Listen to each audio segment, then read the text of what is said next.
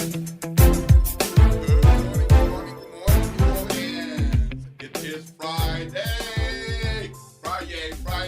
Friday. I don't know what you're doing, but I'm working today.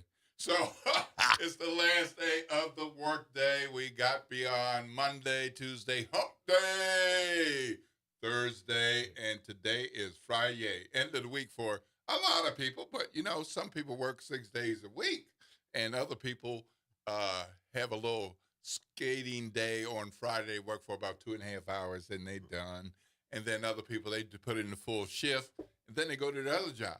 Right. But Friday is a day that so many of us look forward to, and I am glad it's here. Looking forward to the weekend. There's so much going on. There are candidates forums. There's Katrina anniversary events and activities, and then there are other kinds of events and activities for people to get involved and engage in, and that's separate and apart from whatever you might do at home and with your family and your friends. So I'm looking forward to the weekend. Haven't quite decided what I'm going to be doing, but I tell you what, we got a good show for you today. We're going to be talking about some of all the things, news that you want and need to know. And we're going to be talking about the Tuskegee Airmen today. The Tuskegee Airmen are in town today and this week, and so we're going to be looking in on that. And I just yesterday, just last night, I got some breaking cultural news. So we're going to tune you into that, but that's not going to be the right now. So you're going to have to stay tuned to find out what that is all about.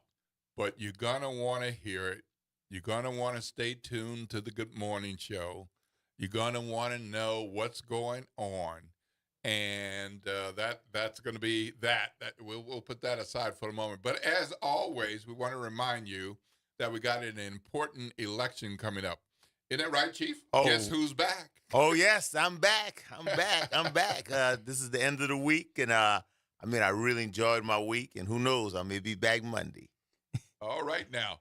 So Chief Eddie Compass is here joining me again, and I am thankful for your time with us yesterday, day before, and today.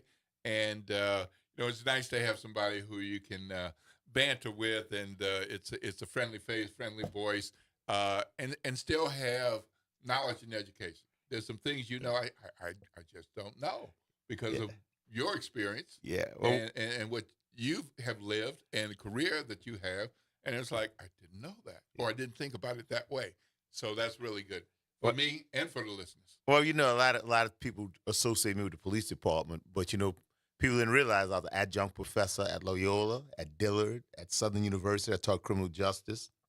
I am a coach, a strength trainer, and I've been coaching longer than I've been a policeman. I started coaching in 1977. And, it's one of the most rewarding things I've done. Like when you get involved with the city of New Orleans as a person, as a public figure, people kind of like only recognize you as that. Mm-hmm. But, like I always tell people, I'm so much more than that.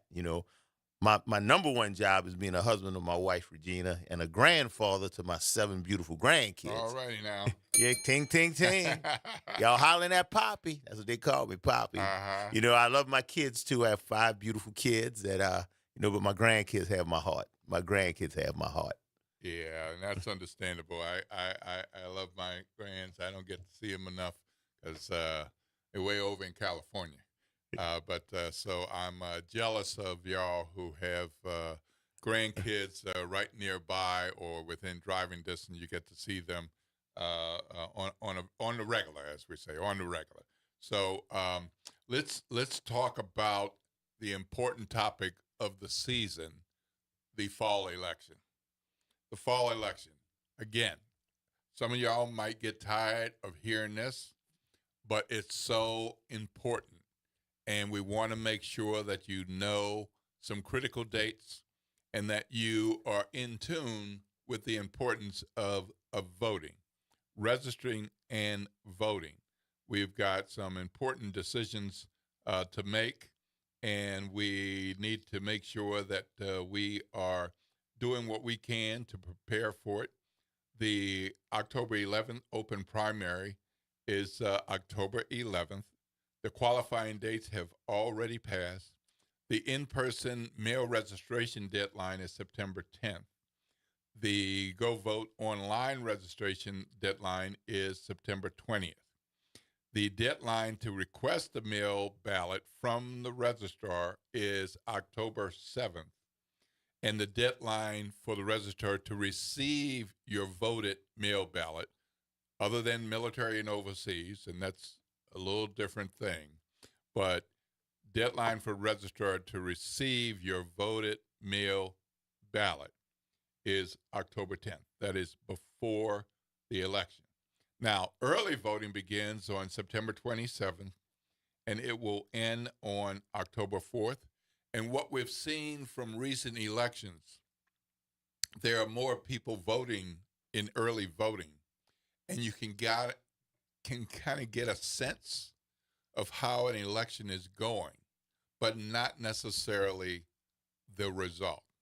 So, for instance, back in March, we had the 4 amendments on the ballot, and enough people voted in early voting that it became obvious to Louisiana Governor Jeff Landry that if they didn't get some more votes out, that one or more of those amendments were going to go down.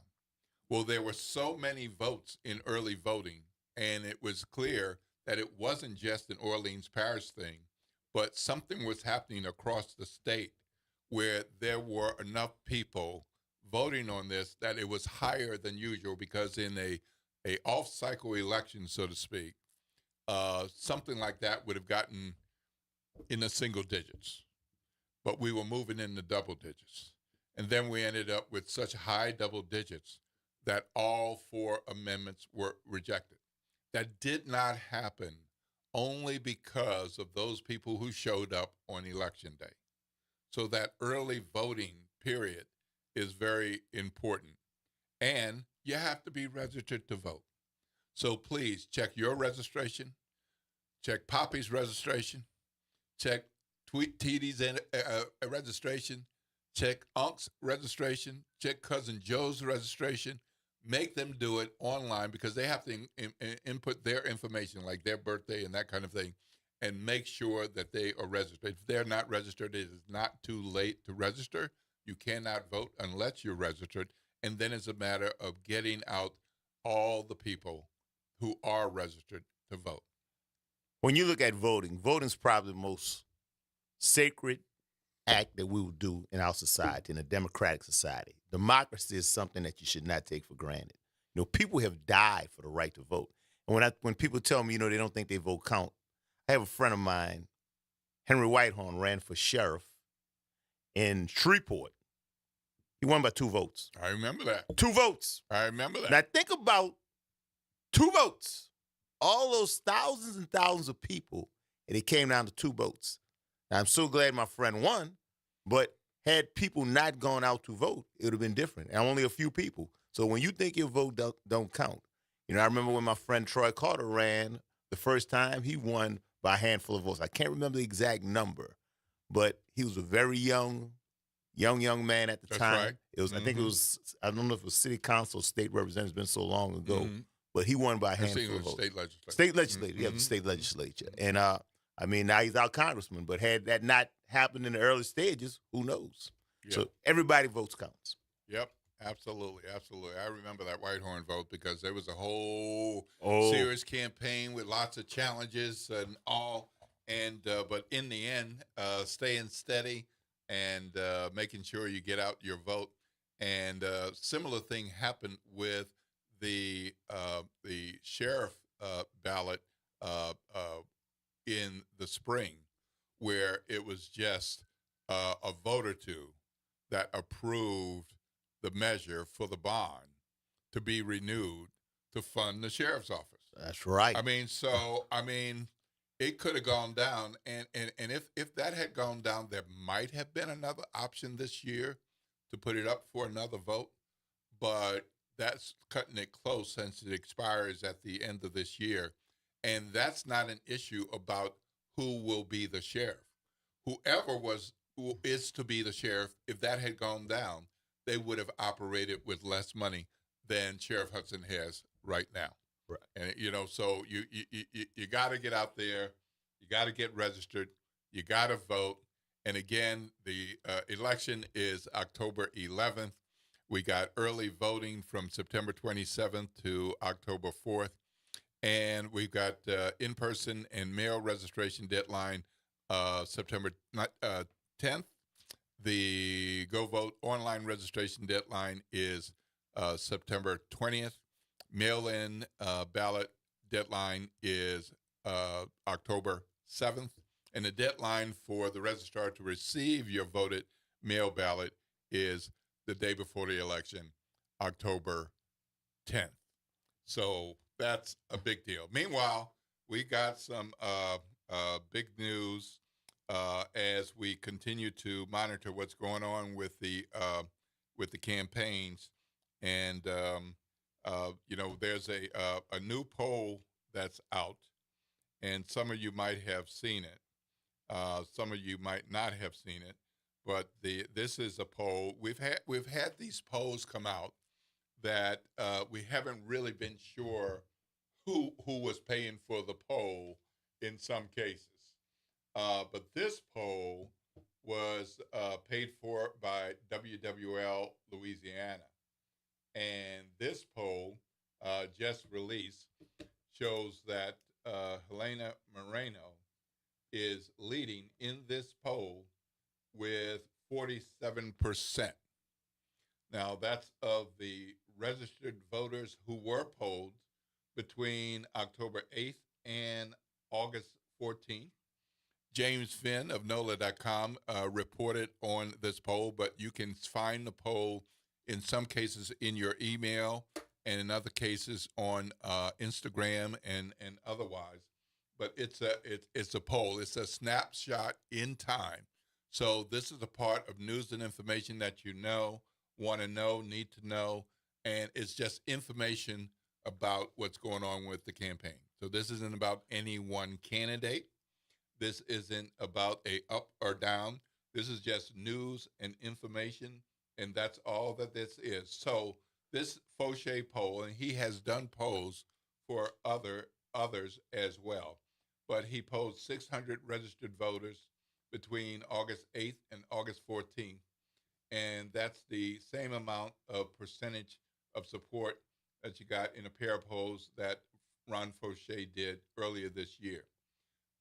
The shift in the polling at this point, in this particular poll, shows that Senator Royce Duplessis is polling second, with 18% of those polled saying they would vote for him, and Oliver Thomas coming in third with 16% of those those who were polled saying they would vote for him. Now, there were a number of undecided people who were a part of that poll. 14% of respondents said they were undecided. And the margin of error is 4%. So that doesn't necessarily affect the 47%, but it certainly affects how you might look at 18 and 16, because it's not like that's a clear second place. Exactly. With 4% margin of error. So I just want to provide some context to that. And there were some other candidates who got some attention, but for the most part, those are the three. And that's how this latest poll came out. And again, folks, please understand, the only poll that really counts is your vote on election day or in early voting. That's the only one that really, really counts. So along the way, we'll be talking about the campaigns and news and information. This is a poll from Ron Fauché for WWL Louisiana. So what's important about this is it's a news organization that decided that they wanted a poll, and so at least we know who the client is in this case. So polling is a heck of a thing. And if you're up, you're feeling good. And if you're not as high, you're feeling okay or maybe not so good. But the thing is, Chief, it's just a snapshot. Exactly. It's, just that period of time. That's all it is. Exactly. When you look at polling, polling is something that's very subjective. It's according to who you're polling, looking at the socioeconomic factors. If you have a polling, you have to have representation of the entire city. So, when we look at the poll, like you said, it's just a snapshot. It's not longitudinal.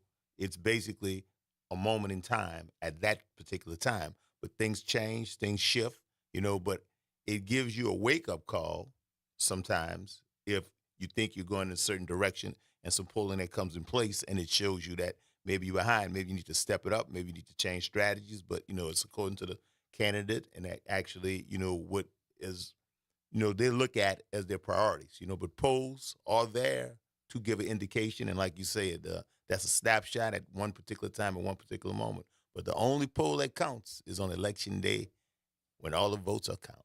That's it. That's it. Yep. So be aware of the opportunities that you have to hear from the candidates, to see the candidates. The Orleans Democratic Executive Committee has a number of candidate forums scheduled for 6 p.m. tonight.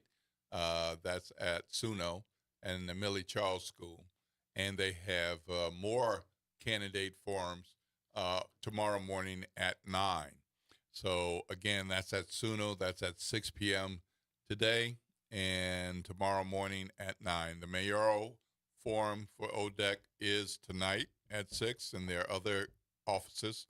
And then tomorrow morning, they will include all of the competitive city council district candidate races tomorrow morning, along with other campaigns as well. So 6 p.m. tonight, 9 a.m. tomorrow morning at SUNO at the Millie Charles School. And there's also a Louis Armstrong Park focused forum at 10 a.m. With moderator LBJ. LBJ is hosting that one at 10 a.m. So that's with the mayoral candidates. It's scheduled for 10 to noon on tomorrow. So you have a number of opportunities to hear from the candidates, listen to the candidates, in a number of cases to ask questions and find out more about what's going on. Ask what you want to know. And so there's no bad question.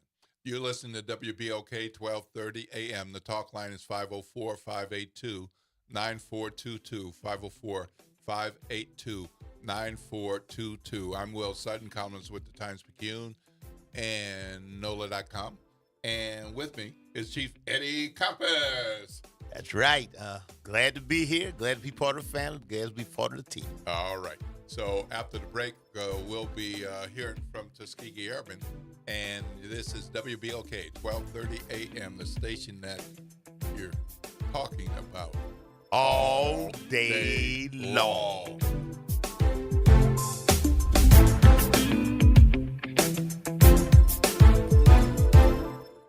Good morning and happy Friday. I'm Morgan Lentis with WDSU News, and here's a look at today's headlines. NOPD Superintendent Ann Kirkpatrick says her department will not stop until they find missing 12-year-old Brian Vasquez. The autistic, nonverbal boy hasn't been seen in more than a week. Kirkpatrick acknowledged concerns about the NOPD's delayed response to calls from Brian's family about his disappearance, saying she will follow up on that once they find him.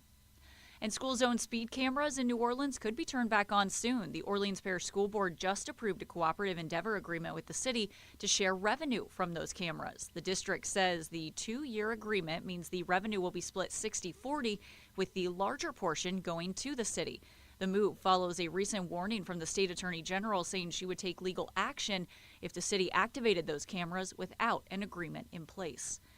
And after 3 months of traffic backups, the Carrollton on-ramp from I-10 is back open this morning.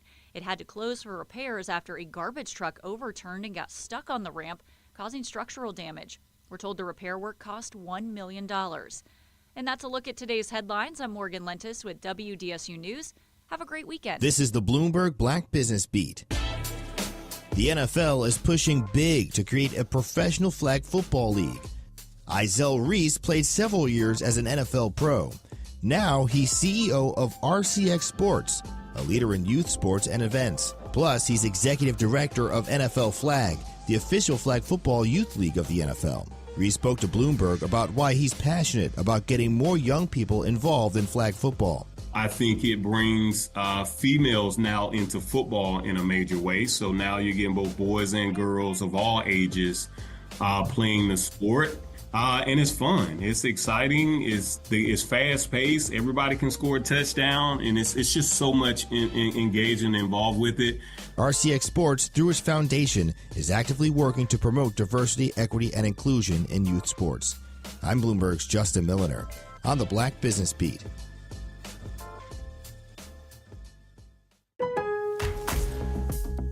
Lowe's knows tough jobs call for tougher tools. The new DeWalt Elite Series power tool accessories are built to last for the pro who doesn't stop. With precision fitment, durability, and impact resistance, finishing jobs faster has never been easier. Shop the new DeWalt Elite Series at an everyday low price exclusively at Lowe's. We help, you save.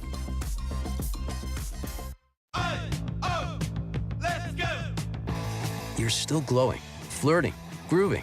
You still got it. But your immune system weakens as you age, making it harder to fight flu, pneumococcal pneumonia, RSV, and COVID-19. Vaccines are a key part of any health routine and help strengthen your immune response. Ask your doctor or pharmacist which vaccines you need. Schedule in minutes at vaxassist.com. Sponsored by Pfizer. You are listening to the best of Let's Elevate with Arnie Filco and Cary Grant. Tired of the impersonal, one-size-fit-all style of banking? You deserve a bank that delivers exceptional service and personalized attention to your needs. That's the Home Bank Standard. Since 1908, Home Bank has been a trusted financial partner for businesses and families because we go the extra mile to help you reach your goals. See for yourself why Home Bank is good for business, good for life. Stop by any New Orleans area location or find out more at home24bank.com. Home Bank, member FDIC. Hey, New Orleans, look for important changes to your natural gas service. This summer, Delta Utilities takes over for Entergy Gas with a Louisiana-born, Louisiana-based approach to safe, clean, reliable natural gas. No interruptions or rate changes due to the transition, just dependable service and modernized technology to keep you running smoothly.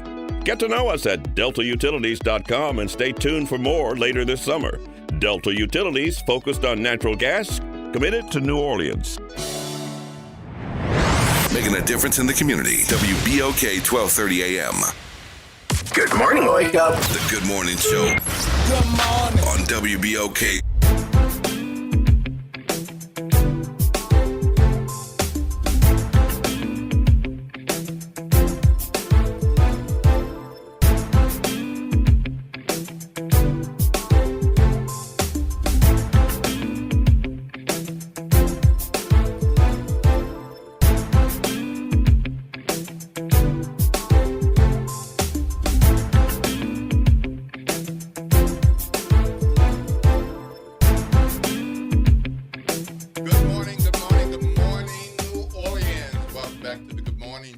WBOK 1230 AM. The talk line is 504-582-9422.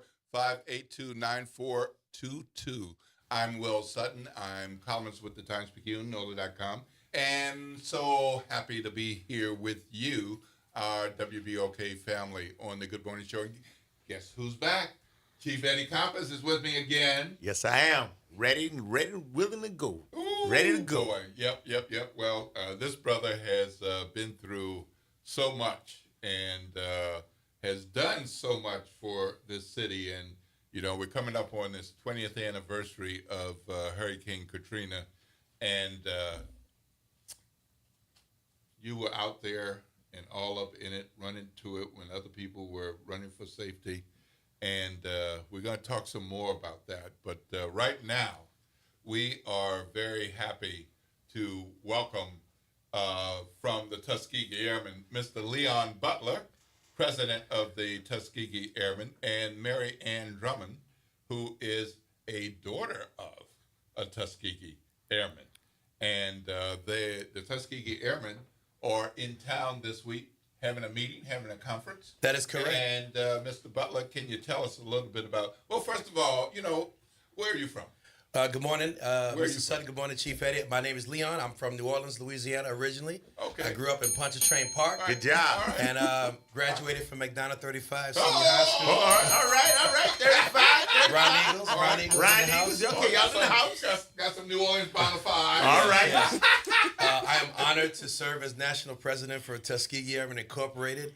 I'm a 20-year Air Force veteran, retired Air Force pilot, and currently live in San Antonio, Texas, but I'm always coming home to do things in the community, and I'm just happy to be here this morning. So thank you for having me. So you know what I'm talking about when I say, how your mama in there? My mama is gone to glory, but I'm going to tell you right now, the rest of the family is doing just fine, praise the Lord. All right, good job. And Ms. Drummond, tell us a little bit about yourself. So I'm Mary Ann Drummond. I am the fifth child of Charles Harris Drummond Jr. He was a lieutenant colonel, pilot, Tuskegee Airman, and he went on to fly helicopters after the World War II. I'm from California, so I'm a Cali girl. Sorry, all right, y'all. Cali. Yeah. So Northern California, Monterey, actually. Monterey? Ooh, right. All right, we'll give you one little ding for that. Yeah, right. Thank you flew here, we grew here. That's right. Monterey in the house. Okay. All right. So, Mr. Butler, what is going on with Tuskegee Airmen in New Orleans? Why are y'all here? What are you doing? Well, let me tell you, our mission is to preserve the legacy of the original Tuskegee Airmen. That's number one. Number two, we like to engage with young people. All our programs we do, the fundraiser we do, is all about engaging with young people to inspire them for careers in aerospace careers and for STEM, science, technology, engineering, mathematics. That was what the airmen wanted to have with their legacy, wanted their legacy to be when they created our organization in 1975. They did some reunions after the war from 1945 to 75. In 75, they created us as an incorporated 501c3. So this is our 50th anniversary of a 501c3, 1975 to 2025. That's right. And we are here in New Orleans for our annual convention and annual business meeting. So we're happy to be here. We're at the Higgins Hotel across the street from World War II Museum. Well, that's a great location. It's a great location. It's a perfect location. And our convention goers are having a blast here in my hometown. Well, man, I'm going to tell you, we are very glad to have you guys. Little known fact about the chief, I was in the Air National Guard, which is a branch of the Air Force, and I was a weapons mechanic and a bomb specialist. And so I know what it takes to be a pilot. You guys are tremendous, and I know the training is second to none. Yeah, absolutely, absolutely. Yep. So what kinds of things are going on at the conference, and who do you have there? Is it exclusively members, or what kinds of activities? Well, we're having some great activities this week. Typically, we have a lot of pre-activities, but we have three main days. First day, we typically focus on our military connections, active duty military. It's Military Day. And for our keynote there, we had General Andrew Bowie from Washington, D.C. Oh. He came in and gave a keynote address. Today is Youth Day. We have activities at Lakefront Airport because a lot of people don't know, Tuskegee Airmen has a flight academy at Lakefront Airport, the Tuskegee Airmen Flight Academy, New Orleans. So our young people learn how to fly out there, sponsored by many of our pilots. We have Captain Teresa Claiborne, first black female Air Force pilot. She is our keynote speaker, and she's going to be doing some wonderful activities with our youth at Lakefront. And then tomorrow we have our Heritage Day. We have a Heritage Luncheon. It focuses on all of the family members and family connections with Tuskegee Airmen. Mary Ann can speak a little bit more on that. But then tomorrow night we have our awards gala. It's the capstone event. We have former Mayor Mark Morial coming in to be our guest speaker. He's the current, as you know, CEO of the National Urban League. So we have a great week of stuff. And we're excited to be there. And, of course, folks are coming in and enjoying the museum and all the other festivities we have going on. Wonderful, wonderful. Ms. Drummond, tell us about your participation. And are you able to go to each of the annual meetings or conferences? Well, ironically enough, until this year, I was planning them. So, yes, I was at them. Oh, wow. Yeah. And so this has been fun this year because it's only my second time in New Orleans. So I have a list of restaurants that I'm checking off. None of them are. How long ago were you here? 30 years ago. It's been, So what, you were 8 years old? Oh, you? You were 8 years old? Aren't you sweet? Could you travel at that young? I've heard about you Southern men. Watch out now.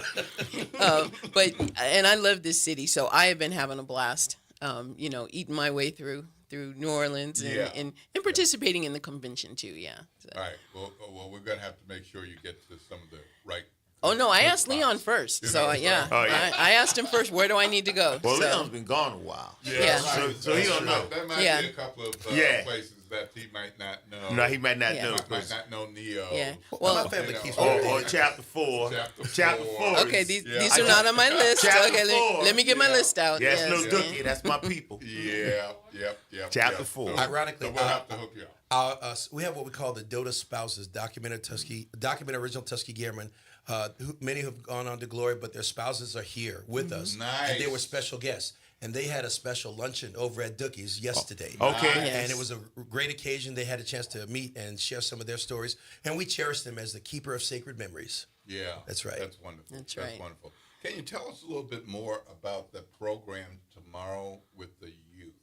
Well, today's the youth. I'm sorry, what's happening today with the youth, but also after you all are gone, what continues to happen at the lakefront for the youth? Absolutely. I would be happy to. So as we speak now, they're making their way from Higgins Hotel to Lakefront Airport and our campus at the main terminal. And we have some of our instructors who participated in our flight training program over the summer. Over the summer, the City of New Orleans Office of Workforce Development had hired us as a contracted vendor to provide flight training for high school youth in the New Orleans area. Typically, our application process opens in the January timeframe. We start ground school in June and July. In July, we transition to flying training all the way up until school starts. Monday through Thursday is our flying training, and on Fridays, we take them out to various career or enrichment activities. We'll take them to to Armstrong Airport Tower, Naval Air Station to mingle with pilots and air crew members over there. And on Fridays, we just do that so that they're not just getting flying training, they're getting career mentoring. And that's all part of a program from the Office of Workforce Development here in the city. So shout out to them for bringing us on board to do that for the city. It's our honor to do it. And we figured, look, if we're going to train kids how to fly airplanes, what better way to do it than under the legacy umbrella of Tuskegee Airmen? That's right. That's wonderful. So that's a remarkable legacy connection, in part because the kids are learning something that they might not otherwise be exposed to. Exactly. But meanwhile, in being educated, learning about the history and the role of Tuskegee Airmen. Absolutely. You know, I mean, it's such an important part of our history. And as things developed, even before the new administration, there are things that, evolve in teaching history. And so some things get cut back and they get cut out as more history develops. And then, of course, with what's going on now, then it's really important to kind of keep that education, that history going on. Absolutely. So what are some of the things that you think are really important for our listeners to know about the original Tuskegee Airmen? Well, first of all, I would like to, in reference to the job that Chief did when he was in the Air National Guard, most people don't realize most Tuskegee Airmen were not pilots.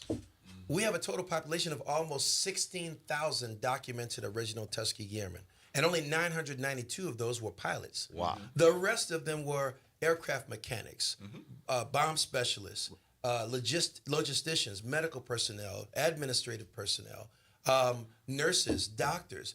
Everyone who served in Tuskegee, Alabama, in that training complex from 1941 to 1946, we consider them documented original Tuskegee Airmen. Well, one thing people don't understand, like when I was a weapons mechanic, when you're doing functional checks, you have to do everything the pilot's going to do as if you're actually simulating flying the plane and actually dropping the bombs.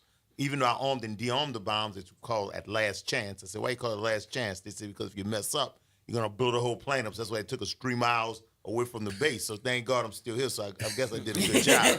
But when you look at it from the perspective, you have to be very knowledgeable as a mechanic. It's just not with you got a screwdriver and a wrench. Absolutely. You have to know everything the pilot knows about the functionality of that plane. And as a pilot, I remember from my time serving overseas in Iraq, I don't own the airplane. The crew chief does. I just borrow it from time to time to do my mission. And the crew chief will let you know. Let me tell you, the pilots always respected crew chief. Right. Yes. And in my last year, I was a crew chief. So so it took me a while to get to that point. But you know, you have to know that plane like the back of your hand. Shout out to Tom Bradley, took care of me in Iraq. Oh yeah, I still can take that 161A1 Gatling gun apart and put it back together with my eyes closed. 247 of 280 pieces, I think it broke down into. 100 rounds a second. Yes, sir. Yes, sir. Yes, sir. Yes, sir. Yeah, my father-in-law was not a Tuskegee Airman, but he was in the Air Force. He was the Air Force mechanic, and he would tell me how they're trained to do their job, but we make sure they can do their job, and they don't go until we say, you're ready. There we go. Exactly. Until I get that thumbs up as a crew correct. chief, the plane don't move. That's right. We did not plan any combat missions or anything. The first people we always check with is the maintenance folks. If they don't have any airplanes, the missions didn't go. Didn't go. Yep. Exactly. Yep. So, how many kids have you? Do you plan to have out today?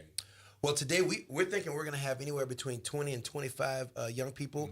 We think we might have as many as 40 or 50 of our convention goers that are going to go and observe. Really? Because everybody knows, Captain Teresa Claiborne, she is amazing. She's a legend in black aviation worldwide. And so everybody is coming to hear what she has to say to the young people. And then at noon, once we're done with our activities there, we've got some STEM activities, some exercises. Shout out to our Heritage chapter. They are bringing in a P-51 replica airplane. It's flying in to Lakefront Airport, and it's going to be on display from today all the way until Sunday. It is a 74% scale replica, and Captain Claiborne, our students and our convention goers will be able to take some pictures, and I think they're planning on doing a demo flight tomorrow, Saturday morning at Lakefront Airport. We can get back with you on that to confirm that. Can the public go and see the plane? Absolutely. Come to Lakefront Airport, 6001 Stars and Stripes Boulevard. Our suite is 113. We'll escort you out on the ramp. You want to take some pictures by the airplane? We can do that. All right. Meet the pilots, talk about the airplane. Thing to see. Absolutely. Oh my. Yeah. Red tail P-51 replica. That's right. Ooh, boy. Yep. It's not as big as a real P-51, but it looks like it's a modern airplane. But on the outside, it looks like a slightly smaller P-51, but on the inside, it's a modern carbon fiber glass cockpit airplane. Wow. And it's built by Scale Wings. We are partnering with them. They let us use the airplane for ambassadorial marketing, branding purposes, and in turn, we are able to be a branding partner with them as well. It's a great relationship we have. Wow. Yep. Wow. So what's it like to be a daughter of? You know, I get this question all the time, and it makes me laugh because he was my dad. Right. He was just dad. Now, I do remember he was also the airfield commander at Fritchie Airfield outside of Fort Ord in California before he retired after coming back from Vietnam. And so I do remember standing there when he was in his dress uniform on Armed Forces Day and thinking, that's my dad. But, you know, same thing at home. You lose the hammer or something, and the hammer came down. You're so, right. yeah, but it's interesting as I got more and more involved in the Tuskegee Airmen later on in life. There are 6 principles of the Tuskegee Airmen that they live by: and aim high, always do your best, be prepared, that kind of thing. And I suddenly realized that's the way our family was raised. And so we didn't realize it was the 6 principles of the Tuskegee Airmen. It was just the way mom and dad were raising us. But that was one thing that strikes me about the original airmen, how humble they were. So I didn't even realize the significance of my father being a Tuskegee Airman until I was sitting in an African American history class, and the teacher said, "This week we're going to study the Tuskegee Airmen." And I was like, "Wait, what?" And I went home and I said, "Dad, why didn't you tell me you were a piece of history?" And he said, "We were just doing what we needed to do." He said, "We were defending this country because this is our country too." And so he said, that was the first time he said to me, "So you don't ever let anybody tell you you can't do something because you're black or because you're a woman." I fought for everybody. He said, "You're an American. That's all that matters." All right. Yeah. Now, So- I like that. Did any of your siblings become pilots? No, none of us did. And so he was disappointed about that. But he had a Silicon Valley tech giant and a professional jazz musician. So I think we did okay. All right. But, Yeah. yes. I would say very much, and then you're keeping his legacy alive. So Yes. Yeah, that's and I'm incredible. also the Western Region president. for the organization. So how did you go from being the kid of, the daughter of, to being so deeply involved in this legacy keeping with the Tuskegee Airmen? Well, I realized one of the things growing up in our house was it was always about making sure that my dad was an info junkie, number one. And so it was always making sure that we understood our history, and not just our family history, but the history of Black people in this country and how they contributed to the country. My parents wanted us to have ownership from day one. So I got old, as I started getting older and life gets in the way and you start, your career and things. But then I realized it's my time to protect this legacy and to promote this legacy, because I need to pass this on to the next generation. And so I can't pass it on. I can't lead by example if I'm not doing it. And so I am deeply committed to making sure that the legacy continues, and finding out every day, not just what the Dodas did while they were in the military, but the things that they accomplished after. And they were pillars of their communities. They were leaders, statewide, nationally, in communities. So, and that all translated through their experiences through Tuskegee and in the military. Wow, tremendous. So, Mr. Butler, how long have you been president? Coming up on my 1-year anniversary as national president of Tuskegee Airmen, and it has been a wild ride. I was happy to become president of the National Association of Black Journalists, and I was happy to end my presidency.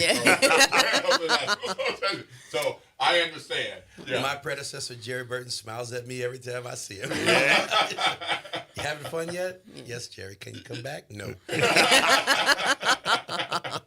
No, I get it. It's so important to serve. Yes. And what I like to tell members of the NABJ is everybody can't be president. Right.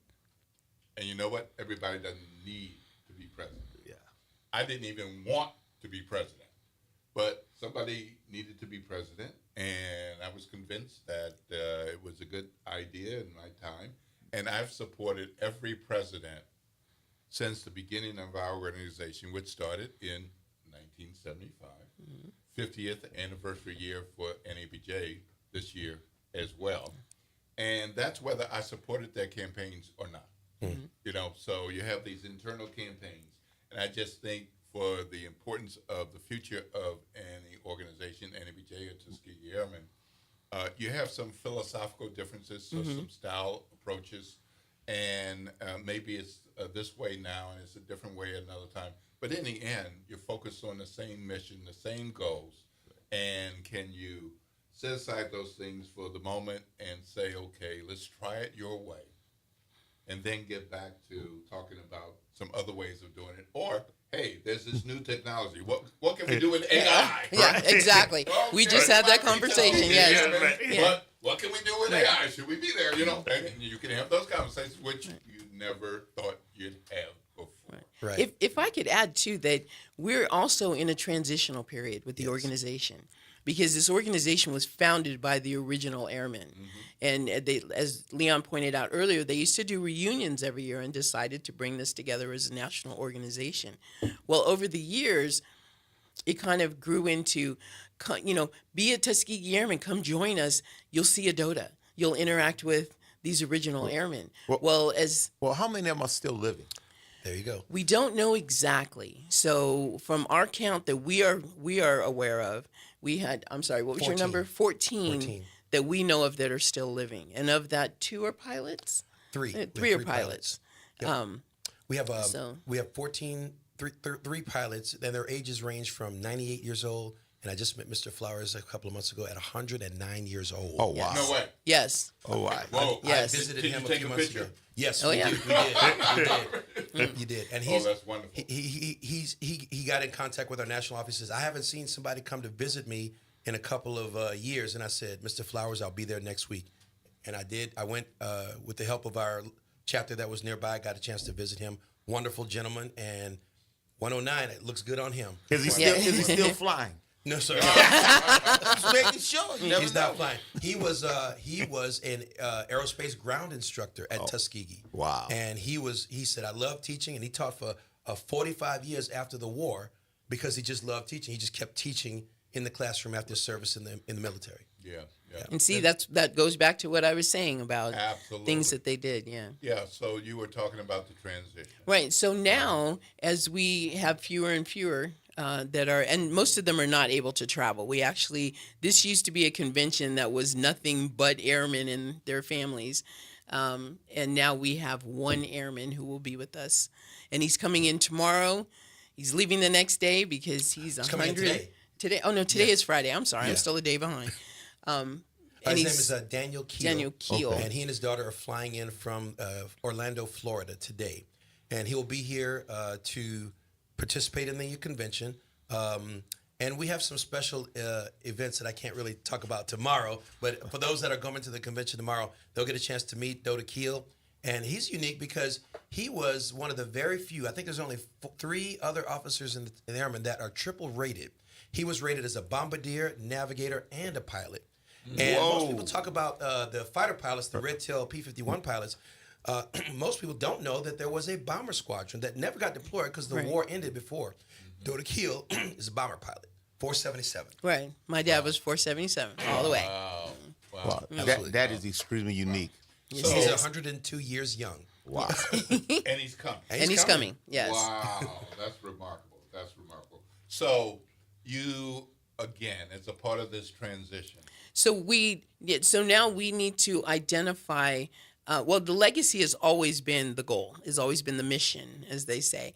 So now what we need to do now is get people to understand that you're not going to see a Doda now, but chances are. So you need to come, when you come to be with us, it's because you want to help us protect this legacy, promote the legacy, preserve it, kind of thing. So it's kind of interesting, as Leon says, that he's had a roller coaster ride in his first year, because we still have some old school, philosophies, which is great because we need to protect those. But we also need to start looking into the future as far as technology, AI, email, text messages, because we do have that resistance, So we're going through those growing pains as well right now. Well, you have an organization of this magnitude. How are you guys funded? Is it privately funded? Is it federally funded? We are a 501c3 charity, so we have our sponsored donations. We are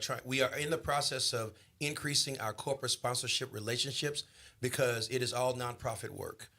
So we are our membership has donations, but the majority of our donations come from corporate sponsorships. Okay. How many chapters do you have?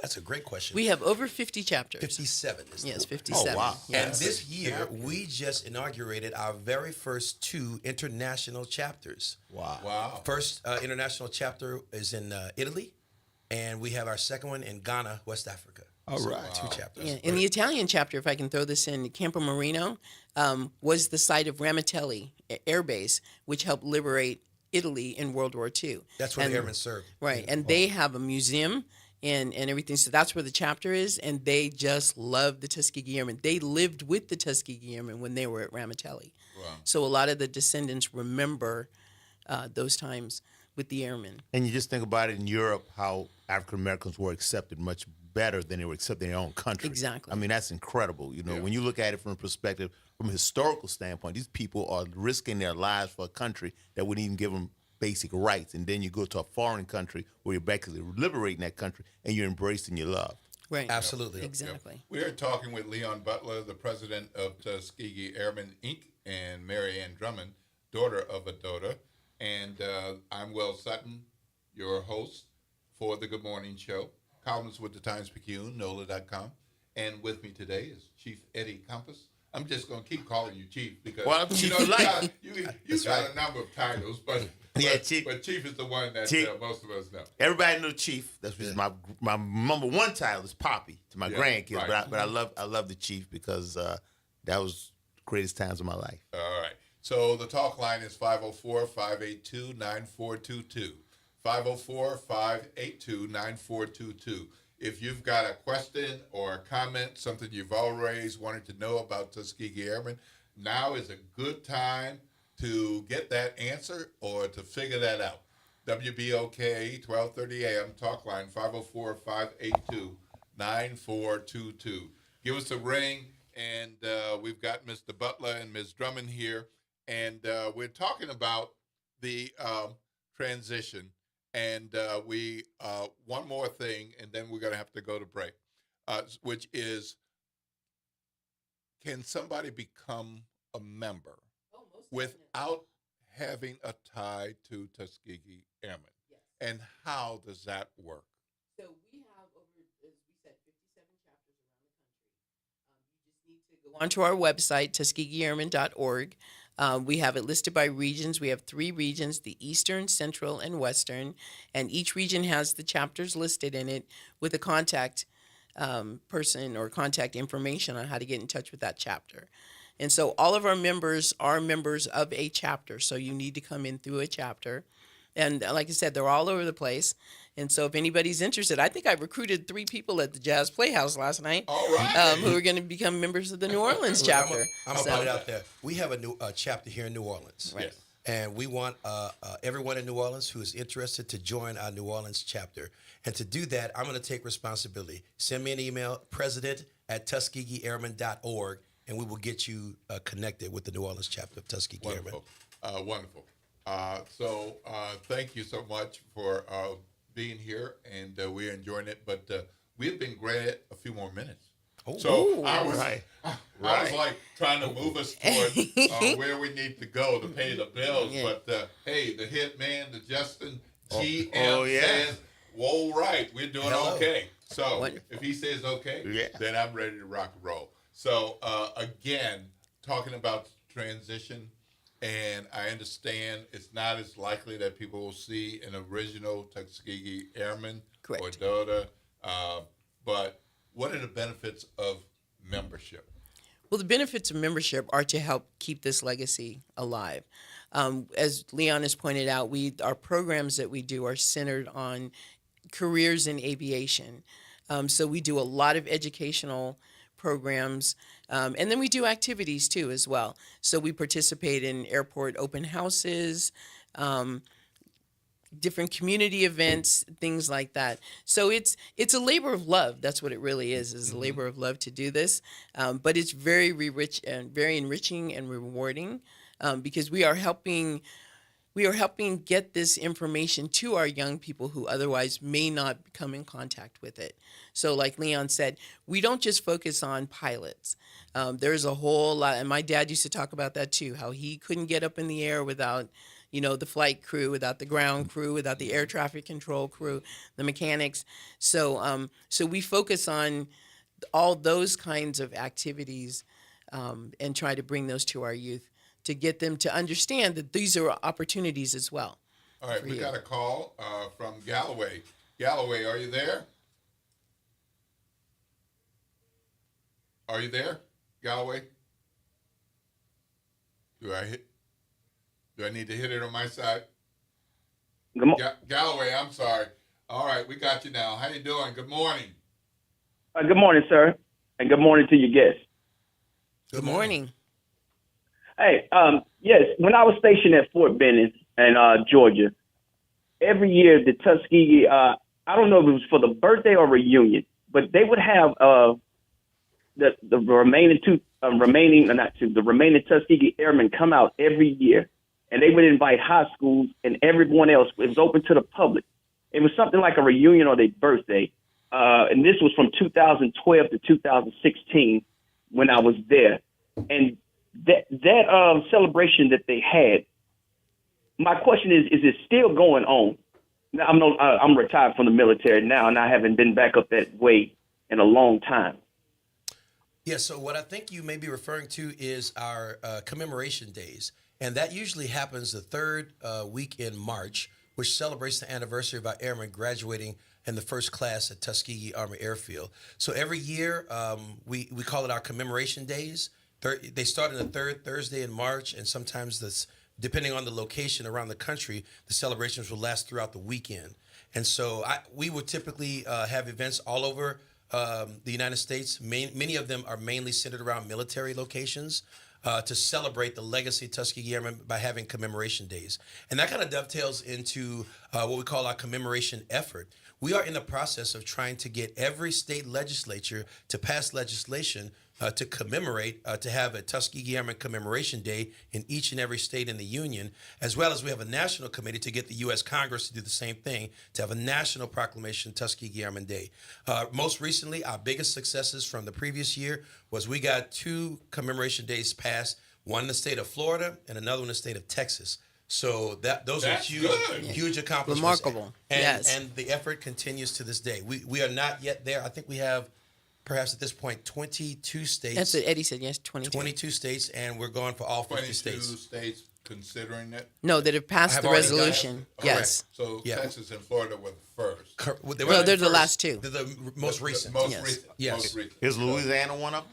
No, not yet. Right. The work So what continues. do we need to do? Join the chapter of Tuskegee Airmen, the New Orleans chapter of Tuskegee Airmen. There's also a Lake Charles chapter, but since we're here in New Orleans, we're gonna promote the New Orleans chapter of Tuskegee Airmen, and we will continue to initiate. It's a legislative effort. We have to go to Baton Rouge. We have to talk to our state representatives, our state senators, to say we need you to support this. Introduce legislation to create a Tuskegee Airmen Commemoration Day, 3rd Thursday in March, every year.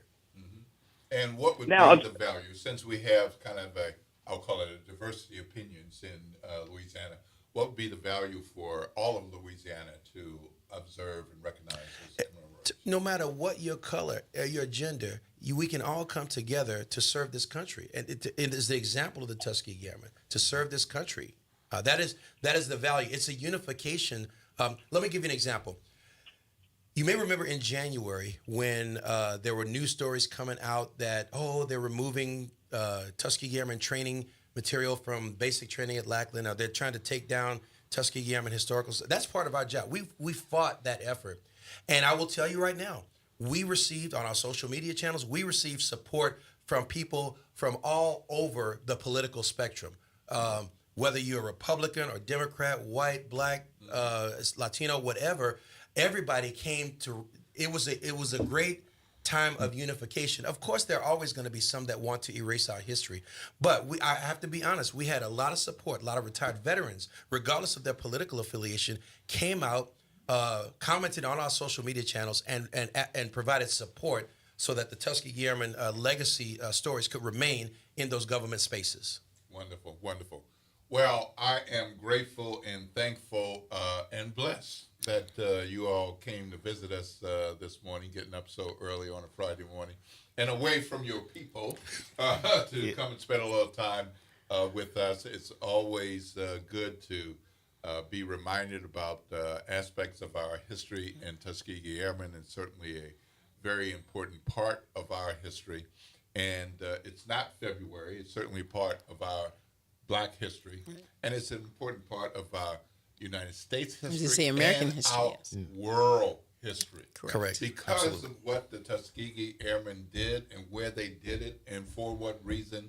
I think too often we want to peg it into Black history. Yes. Or Black armed history, service history. But really, this is a worldwide recognition, worthy recognition. Absolutely. Exactly. And thank you so much for coming here with us one more time.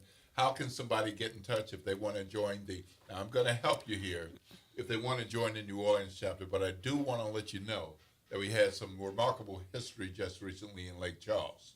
So we have our first Black elected mayor of Lake Charles. All right. All right. So Congratulations. there might be some other momentum and interest in Lake Charles with that chapter as well. Very good. But, Go to our website, www.tuskegeeairmen.org, tuskegeeairmen.org. Or you can email me, president@tuskegeeairmen.org. I will get you to the right people, and we will continue to support not only our chapter here in New Orleans, but all of our programs, our Tuskegee Airmen Flight Academy at Lakefront Airport. And for that information, you want to go to NOLAredtails.org. That's the Flight Academy website. All right. once again, thank you, Mr. Butler. Thank you, Ms. Drummond. Thank From you. the Tuskegee Thank you for having us. Airmen, thank you so much for spending this time with us. It's been a delightful visit, and I learned a little bit more about Chief. And There's a connection. We got to get Chief in the chapter. I know, huh? There you go. Mr. Butler, he's like a real pilot because he respects his crew. Absolutely. Yes, that's right. Yep. That's All right, right. you're listening to WBOK 1230 AM. The talk line is 504-582-9422. 504-582-9422. It's your station. Call us and let us know what's on your mind. You got a question, you got a comment, you just want to weigh in wherever it is. We got another hour yet to go, and we want to hear from you. This is WBOK 1230 AM, what New Orleans is talking about all day long.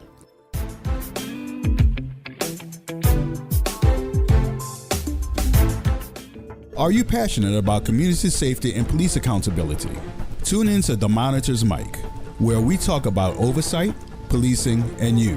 Hosted by the Office of Independent Police Monitor, we're here to shine a light on policing issues that matter, from real-time policing updates to in-depth interviews. Get the facts and stay informed. We're breaking down complex issues, highlighting community voices, and holding people behind the badge accountable. Join us for an informative hour every Friday at noon on WBOK. Your city, your police, your show. The Monitor's Mic. Hello, I'm Gary Clark. Please tune in to Dr. Clark 101, The Living Classroom, which is broadcasted weekly every Wednesday at 12:30 p.m. on WBOK 12:30 a.m. on your dial. And as always, it's been a pleasure. The New Orleans Jazz and Heritage Foundation is the nonprofit organization that owns the New Orleans Jazz and Heritage Festival presented by Shell. With the funds generated from Jazz Fest, the foundation invests in Louisiana companies through economic development, cultural enrichment, and free educational programs. To learn more about what the New Orleans Jazz and Heritage Foundation does, please visit www.jazzandheritage.org. Welcome to Liberty Bank and Trust, where your financial journey transforms communities. Since 1972, our customized banking solutions power your dreams and fuel your community growth. Every dollar you invest with us circles back to empower more people, ensuring opportunities for generations. Join us at Liberty Bank. Together, we empower possibility. Visit libertybank.net to start banking with purpose. Liberty Bank, there's freedom here. WBOK New Orleans, home of the Good Morning Show, 7 to 9 a.m. weekdays. This news report is brought to you by New Schools for New Orleans. I'm Bree Wood with BIN News Now. Civil rights attorney Ben Crump is suing 2 construction firms over Harlem's deadly Legionnaires' outbreak. It was completely preventable. And so when corporations cut corners, tragedies like this happen. 5 people died and nearly 100 got sick after untreated rainwater in cooling towers spread bacteria. A federal judge has dropped the most serious charges against 2 ex-Louisville detectives in the Breonna Taylor case. The judge ruled Taylor's death couldn't be tied to the warrant. One officer still faces up to 25 years for falsifying documents. And Shaquille O'Neal is stepping into the ring to fight Will Smith's former bodyguard, Charlie Mack. The celebrity boxing match stems from a decades-old feud that began when Mack chopped Shaq in the neck at an autograph event. Shaq says it's payback time. Get BIN News Now on demand 24/7 on the iHeartRadio app. This year marks 20 years since Hurricane Katrina changed our city and our schools forever. New Schools for New Orleans is sharing After the Storm, a special series reflecting on the past 2 decades of change and progress in public education. Through videos, personal stories, and a powerful interactive timeline and data dashboard, we explore how our schools recovered, transformed, grew, and what that progress means for our students today. Discover the videos, data, resources, and stories behind the 20 years of change at newschoolsforneworleans.org/Katrina20. Good morning, Wake Up. The Good Morning Show. Good morning. On WBOK.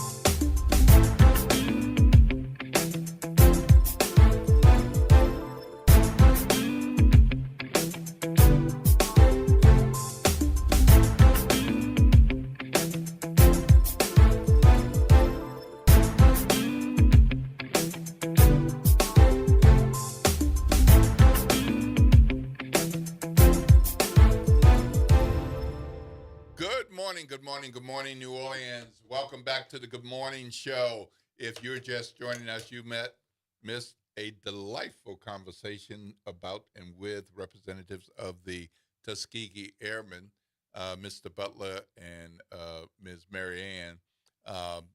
They've got their conference, their annual conference and business meeting going on here in New Orleans this week at the Higgins Hotel.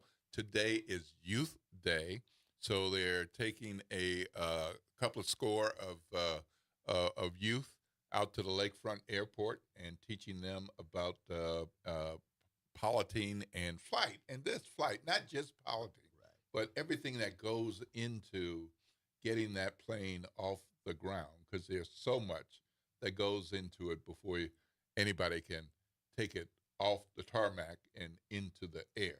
And you've got experience with that. Oh, very much so. Like when I was a member of the Air National Guard, like I said, I was a weapons mechanic, and I worked on the F-100s. Now, when I went to tech school in Lowry, we were working on the F-4. So when I got back, I was literally the only person certified on the whole base. So all these senior sergeants had to answer to me, and I was an airman. It was a very unique situation. Wow. That's great. All right. Our talk line is 504-582-9422, 504-582-9422. Again, this is your radio station, your community radio station, your Black Talk radio station, WBOK 1230 AM. So give us a call, 504-582-9422. We'll be talking about some more things in the news and on our minds in this 8 o'clock hour. But meanwhile, let's hear from Raquel. Raquel, good morning.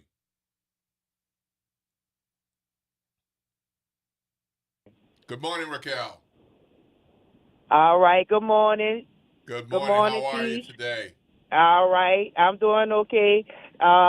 First of all, I want to say, Will, I think you're doing a very well job at the radio station in your eerie era without Dr. Ashanti. So I think you're doing well. Well, thank you. I miss her. You're welcome. She's got a big job to do. Yeah, and I believe in you, brother. I believe in you. That's why I'm still tuned in. All right. Well, thank you so much.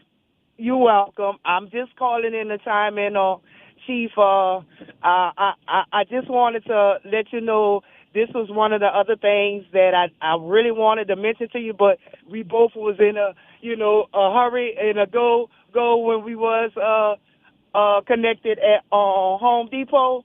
But I just wanted to let you know, if anybody else did let you know, that one of our most beautiful moments with Katrina, surviving Katrina, was definitely one of the moments that we had involved with you when you gave your national cry out for the city of New Orleans. That was the most beautiful thing I believe that our whole city had witnessed at that moment when you gave that, very vulnerable cry out for our city and letting the people know, really the raw conditions that we were under at the moment and stuff. So, Chief, I just want to say thank you for not withholding that vulnerability at that moment. I believe that moment was one of the moments that really saved our city, and I thank you.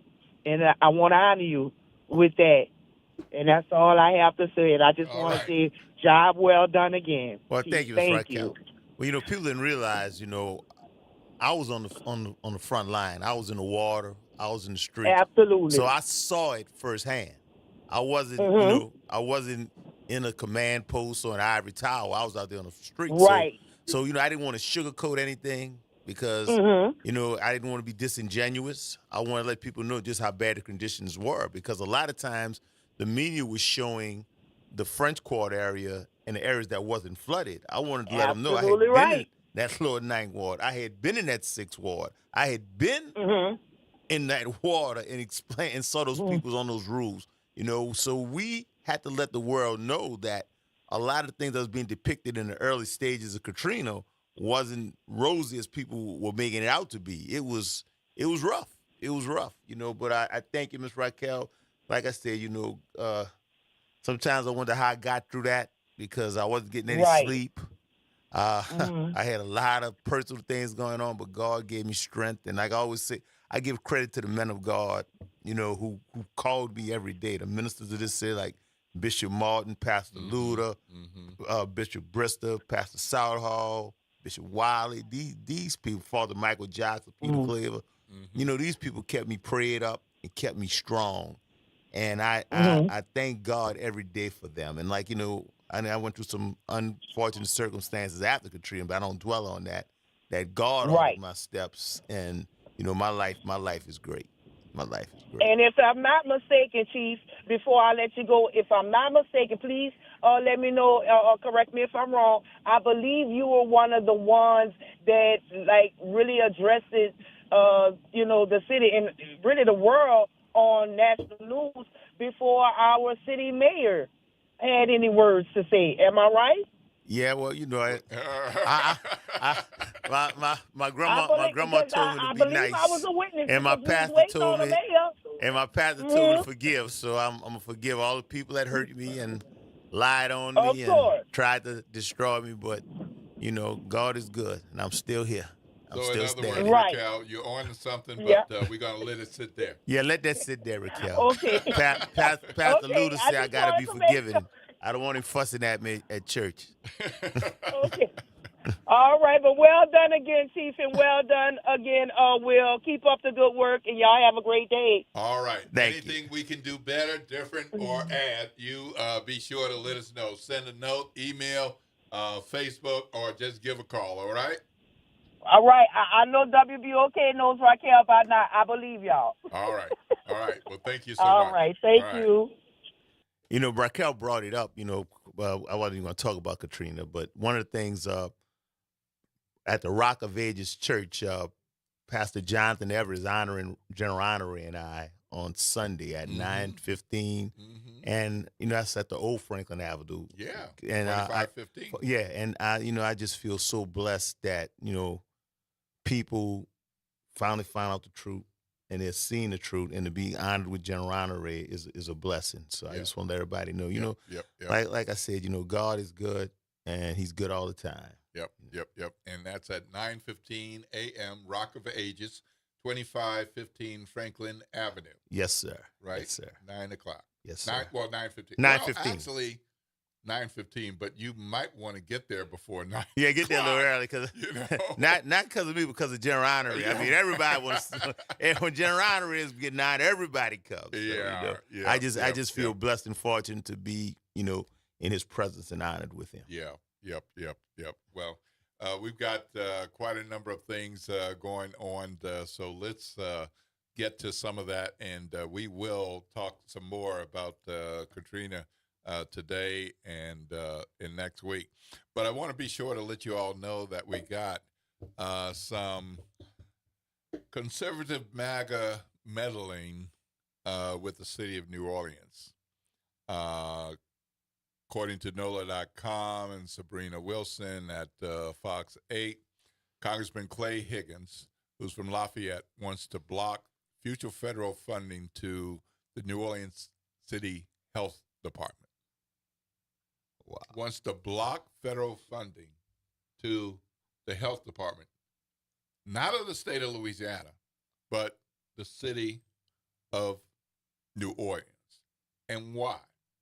Because the health department is taking care of their public health business and letting people know about the updates with the COVID-19 vaccine. Now, they're not mandating anybody do this.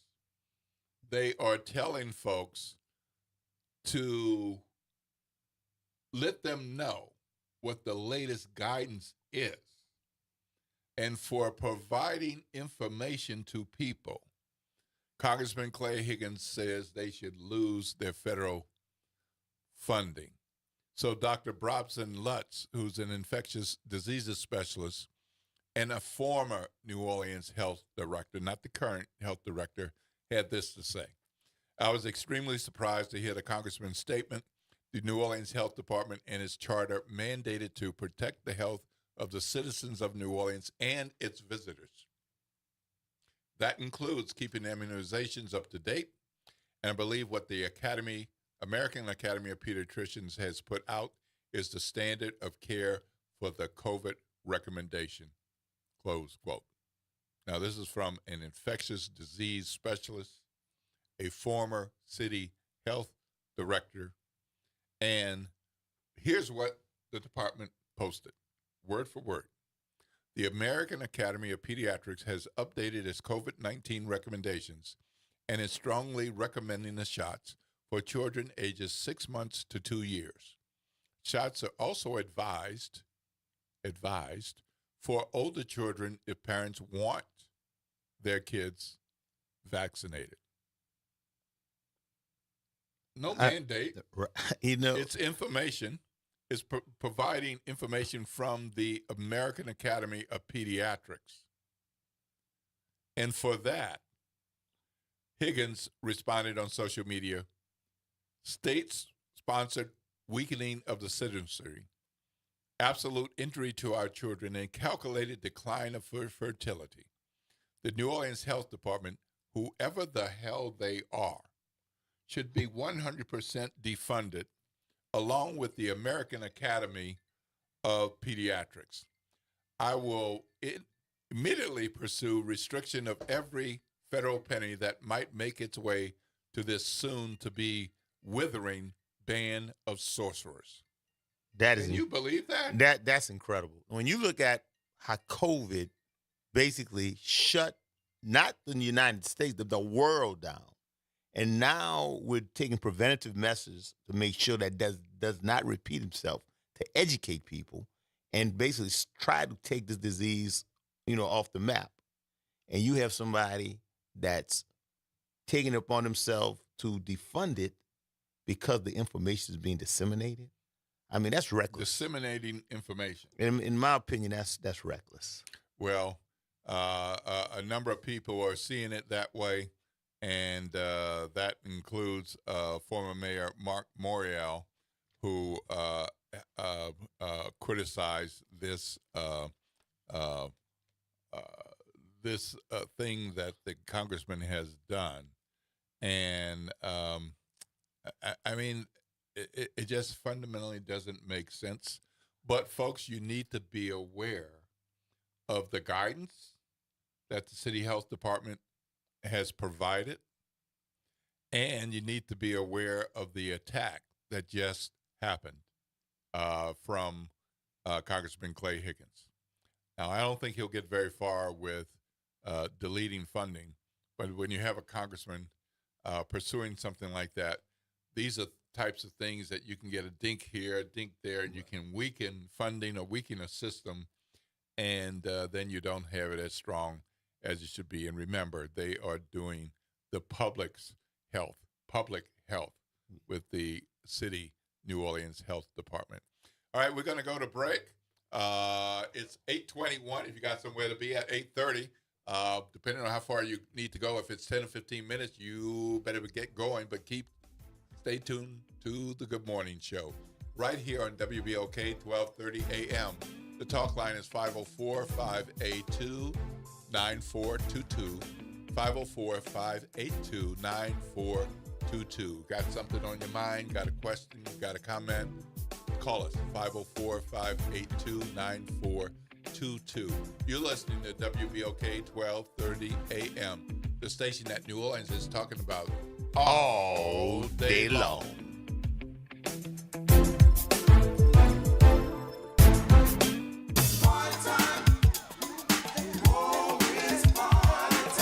That's right. It's party time each and every Sunday night at 7 p.m. on WBOK. It's the Throwback Throwdown with DJ Wick as he brings you the best in old school from the 70s, 80s, 90s, and the early 2Ks. Plus, the party goes to another level at 9 p.m. with the Throwback Throwdown Party Mix to round out the night. It's the Throwback Throwdown Sunday nights at 7 p.m. on WBOK and on the World Wide Web at WBOK1230.com. Good morning and happy Friday. I'm Morgan Lentis with WDSU News, and here's a look at today's headlines.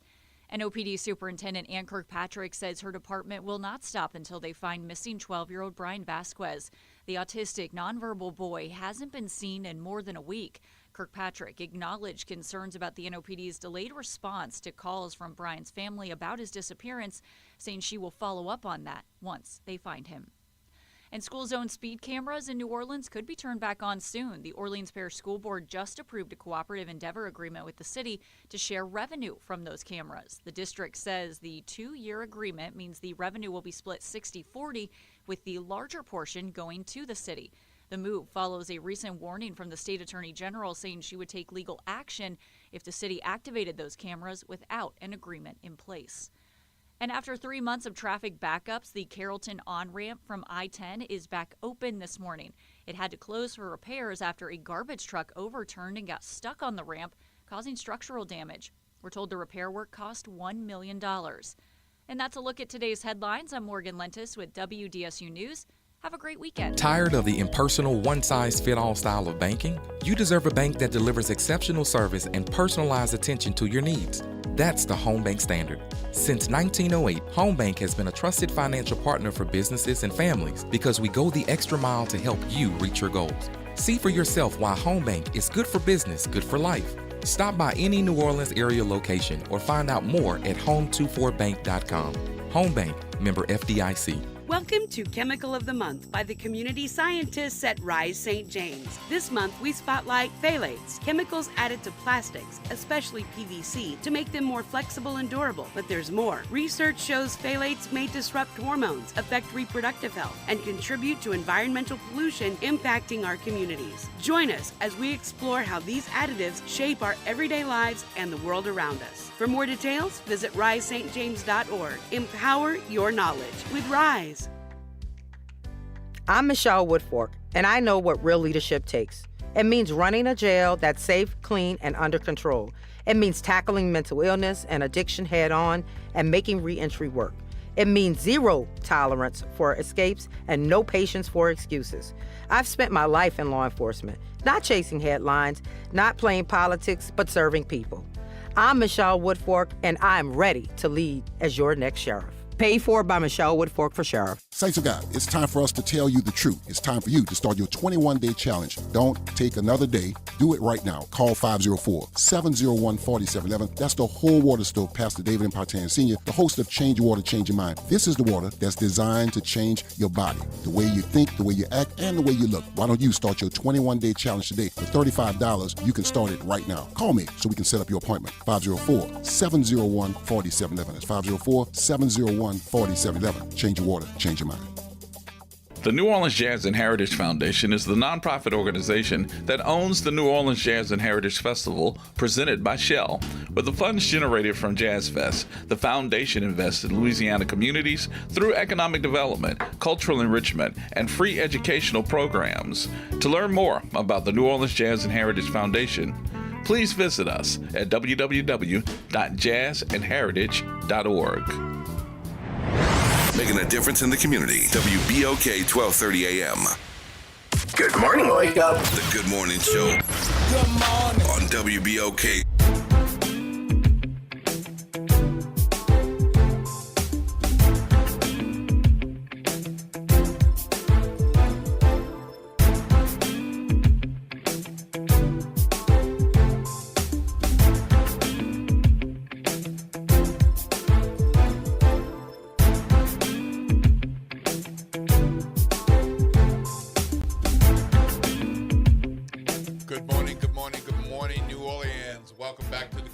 Show. I am Will Sutton, columnist with the Times-Picayune, NOLA.com, and with me is Chief Eddie Compass, man of many hats, but most people know him as Chief. But he's got another hat, Poppy. Poppy. That's my favorite hat. That's his favorite hat these days, so that you know what that means. That means grandkids. Not like he doesn't love his wife and doesn't love his kids, but you know, the grandkids. Them grandkids. Oh, man. It just brings a little different smile and a little different feel to your bones. And my son, Eddie the Fourth, named my grandson Eddie the Fifth. So No we called way. him V. We called him V. Call him V. And he got a little brother named Crew, who is nothing nice. That's cool. That's cool. Wow. Well, I told you a little while ago that we have some important cultural news, and I'm going to tell you that about that in just a couple of minutes. But I want to make sure that those of you who have got other things to do, that you know that we're going to get a congressional update from Congressman Cleo Fields. One of the things that's happened just in the last few days is the state governor, Jeff Landry, and the state legislative leadership is looking at the possibility of a special session this year. And with the idea of redistricting state legislative seats in the state House and the state Senate. And of course, we have a court case before the U.S. Supreme Court. So Congressman Fields will be joining us in just a few minutes, and you want to stay tuned for that to get the update on what is going on with redistricting, so we can hear it from someone who's been in the state legislature, been a state senator, was an important part of making changes and progress in the state legislative seats and the congressional seat that he now holds. So that'll be Congressman Cleo Fields joining us in a bit. You know, a lot of our institutions, black institutions and other institutions, have been facing federal cuts with the new administration. And it's really unfortunate because there are federal organizations like the National Institutes of Health, arts organization, cultural organizations that are key funders of things like the African American History and Culture Museum in Washington, D.C., and a lot of our cultural institutions and organizations that are closer to home. One of those cultural institutions regrettably announced in June that they would have to cut half of their staff. The Amistad Research Center has been an important part of this community and this city, Southern Louisiana, state of Louisiana, and this nation. For those of you all who have been familiar with the name, but not kind of the extent of the reputation, we're talking about people coming from across the nation and the world to New Orleans to go specifically to the Amistad Research Center, to do research, to meet other people, and they've been doing this, and the Amistad Research Center has been building for close to 6 decades. Right. It's one of the most prestigious institutions of its kind. It's got more than 15 million manuscripts, documents, letters, photographs, artwork, all kinds of history and archives that could be lost if they're not kept up, and they keep adding to it. But to do that, the staff has had to be built to a point where you can have people with specialties like archivists, specialties, and people with knowledge and research, heavy research backgrounds, to not just keep the organization going, but to serve the people who have history knowledge and want to deepen their knowledge, and people who have a thirst for genealogy. I mean, they have a genealogy program that's going to be coming up in just a few weeks, like next month. It's an important organization. It's based at Tulane University. In June, Kathy Hambrecht announced something that made her sad, and that was that she had to cut half her staff because of federal and other cuts. She immediately launched SaveBlackHistory.org. If you haven't visited SaveBlackHistory.org, now would be a good time to go and see it.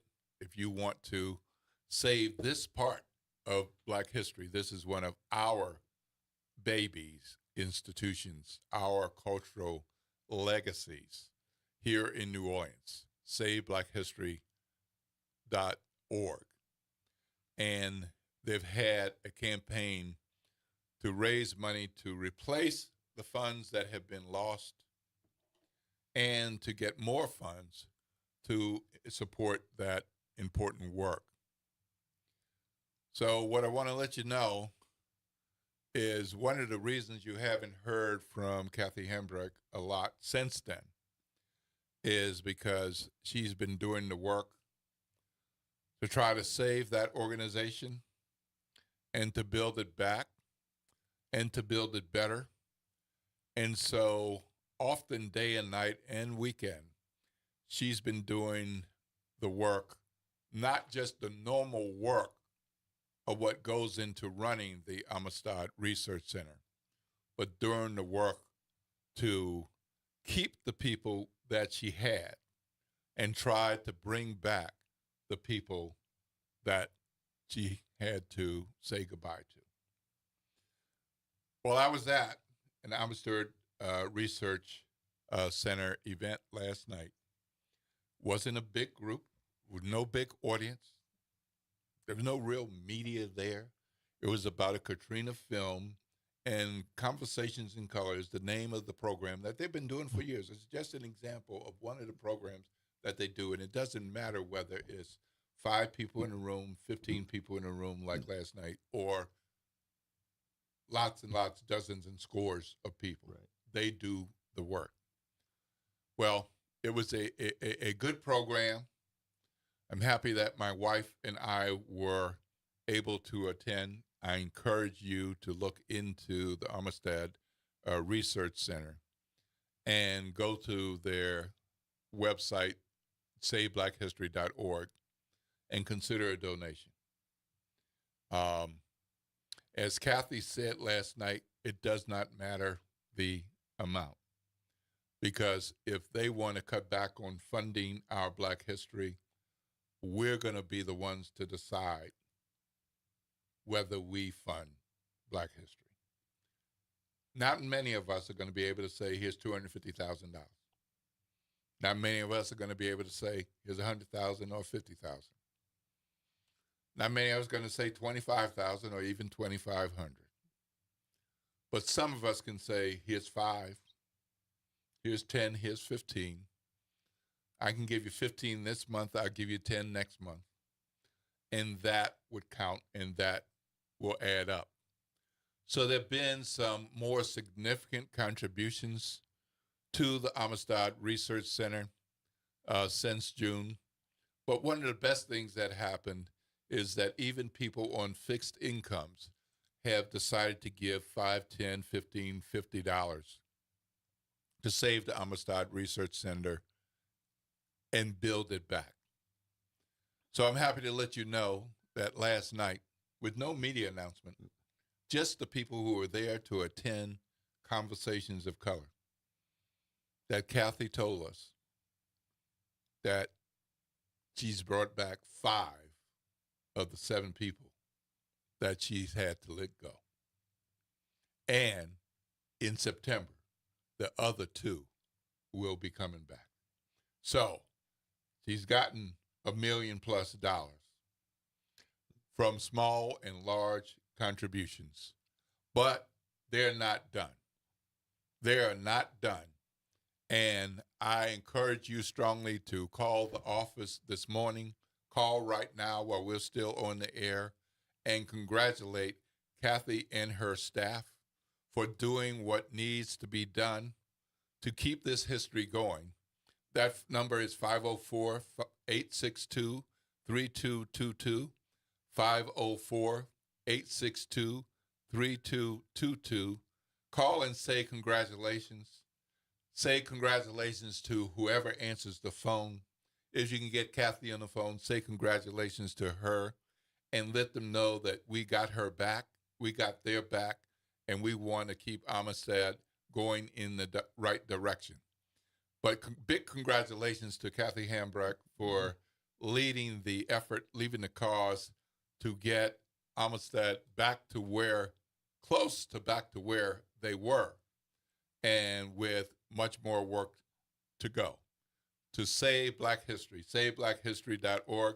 Big congrats, Kathy Hambrack and staff. Well, when you look at an institution like Amistad, it's an academia, which basically disseminates individuals' information of their history. Our young people, that is basically the place where they have to go to understand where they come from, what the people have gone through. And if we don't understand and learn from our history, we're destined to repeat it. And so when you look at this organization and all the good that it's done over the years, and all the people that it's educated, and all the people that it's encouraged, and all the people that basically has gone on to do great and great things within the communities and within the United States, it'd be a tragedy and a travesty if it would be defunded and not be able to carry out the missions that it's doing right now that's so worthwhile. Yep. So, again, look up SaveBlackHistory.org.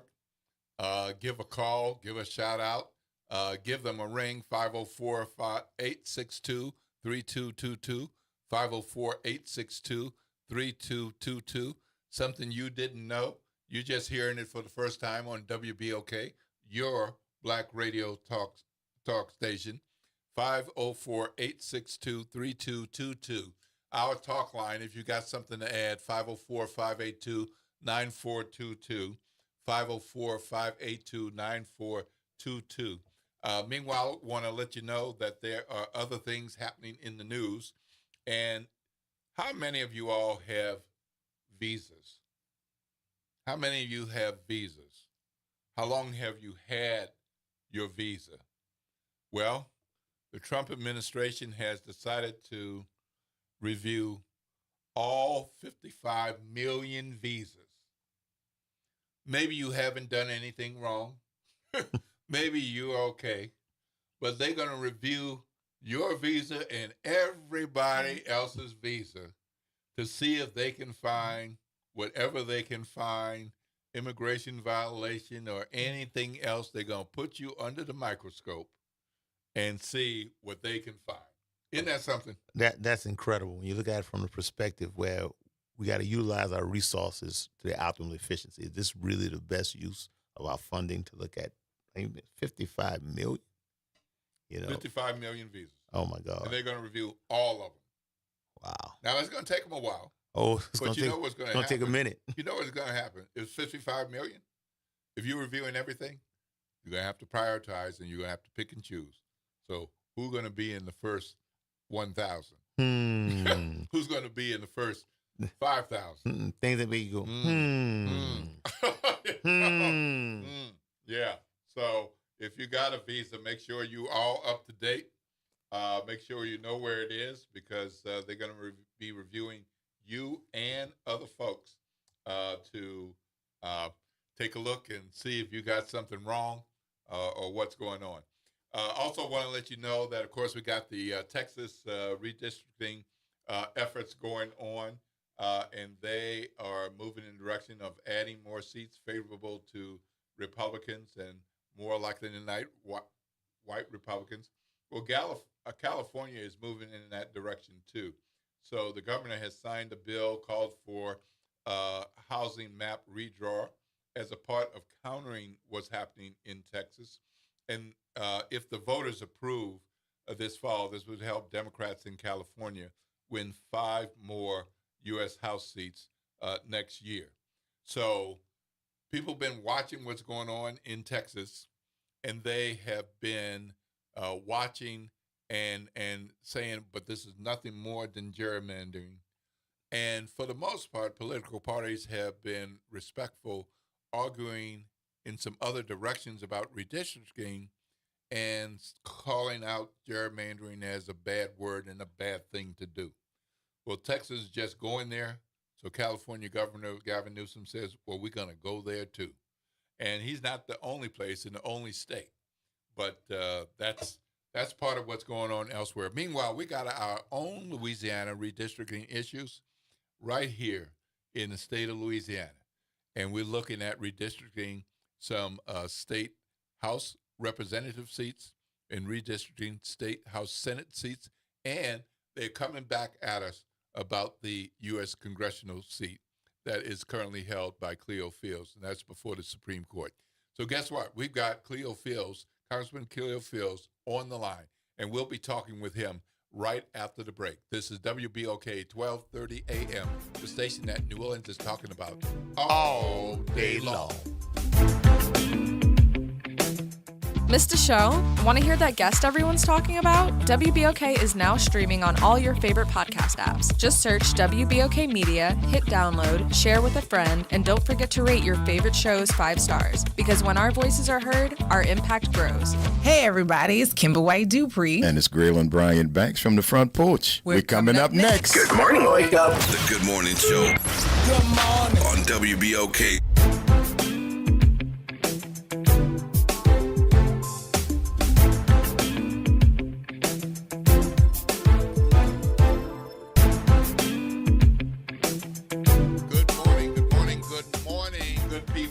WBOK family, welcome back to the Good Morning Show with Will Sutton and Eddie Compass. Will Sutton and Eddie Compass. Will Sutton and Eddie Compass. If you got something that's on your chest, on your mind, the talk line is 504-582-9422. 504-582-9422. But right now, we're going to look in a little closer at what's going on with redistricting in the state of Louisiana. There's talk now of the possibility of a special session of the Louisiana State Legislature to deal with some of the redistricting issues. A court recently ruled in favor of saying that we need more balanced districts, more favorable majority, minority, or black districts in the state, among state representatives and state senate. So it'll be up to the state legislature to deal with that and make some changes to make that right. Or maybe they have the special session and they say, we refuse to do that. But meanwhile, we have the court case before the U.S. Supreme Court, and that is dealing with the right of us to have 2 congressional seats, and including the one recently confirmed and made that is held by Congressman Cleo Fields. Good morning, Congressman. How are you? Good morning, Will. How are you? And is that Eddie Compass? That's Chief Compass. Eddie, yeah. How you doing, man? Good to be on the show with the two of you. Yeah, I tell you, I remember when I used to go to the legislature with Sidney Bartholomew when I was his bodyguard using the legislature. I was so impressed. You were so young and you were so sagacious. I mean, I'm like, wow, this brother's incredible. All right. Well, thanks for the compliment. Well, Congressman, thank you for spending a few minutes with us. I know you got a lot on your plate, as always.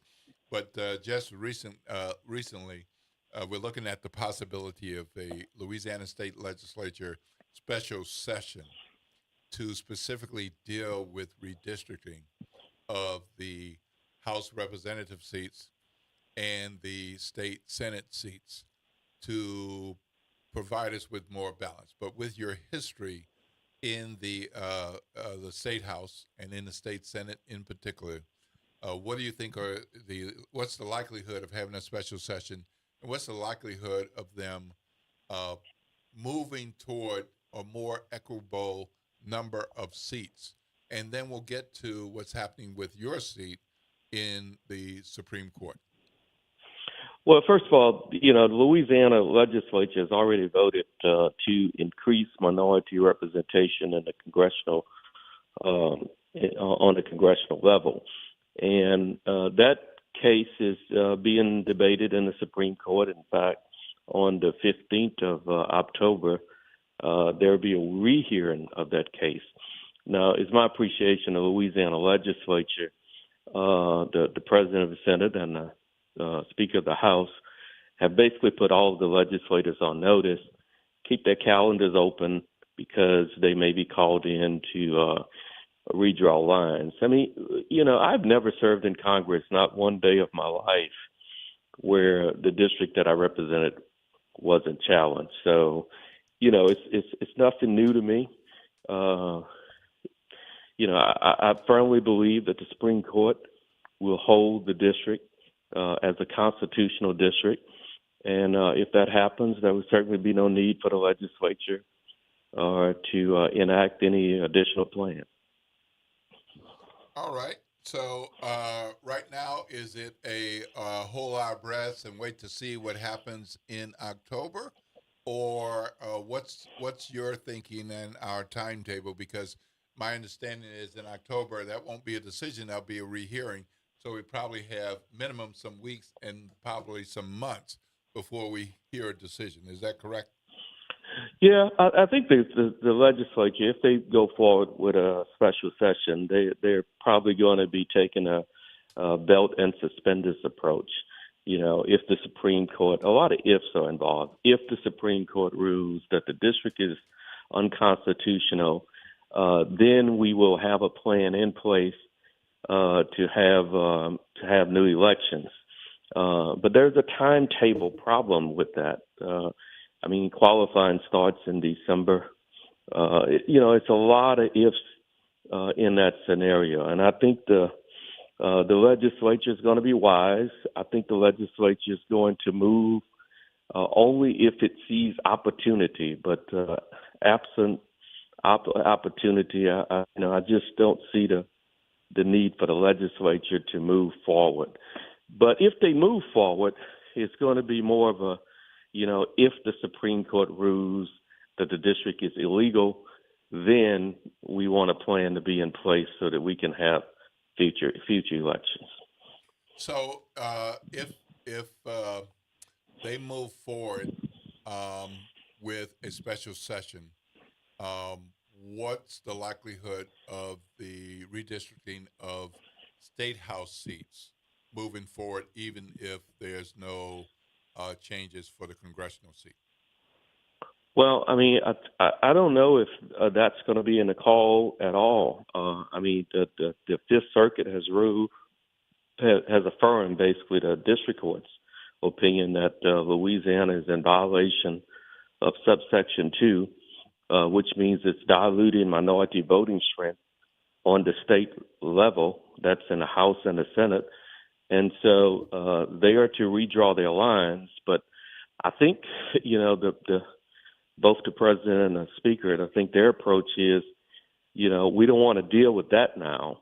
We want to deal with Congress. But yes, Louisiana certainly has an issue with legislative redistricting before them, and the courts have ruled that their plan, as it stands now, is unconstitutional.